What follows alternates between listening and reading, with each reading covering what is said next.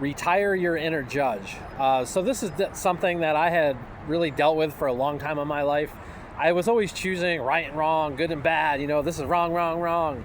So I realized we all do that. We're always constantly deciding what's right and what's wrong, what's good and what's bad. And it's not necessarily a bad thing, but what happens is it ends up taking too much of our time. And I think a lot of where that comes from, it comes from the society we live in that's always choosing sides. You always have to choose sides. But what happens is we get a sense of validation from being on the side that wins. And that's what we're looking for, is we're chasing this empty validation by saying this is good, that's bad, I want to approach this, stay away from that. And that's actually getting in our way, because we are not going to enjoy things that might necessarily be good for us. If we look at it on a practical level, if we're having an interaction with a person, we're already going to start making decisions about that person. If they're wearing something, or if they have religious garb on, or if they appear to be homeless, we're already making these judgments about that person in our head, and that's going to affect the interaction that we're having with that person. And it's just not healthy, because then what is happening is we're not addressing the person that's in front of us for who they are. We're just addressing what's going on inside of our head. So when we retire our inner judge, basically we want to treat that judge more like a consultant and less than a full-time judge who's on the stand all the time. So we want to pull that voice back and stop listening to that voice so much. Instead of listening, this is right and that's wrong, let's just get on the fence. I had this thought recently.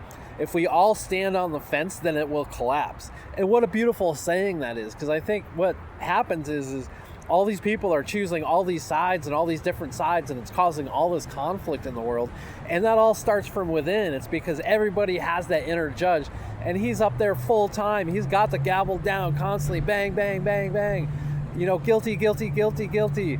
And it's like, let's just take away judgment. We don't need that. It's interrupting the flow of being in the moment and being in the now and handling the things that are in front of you in a positive way.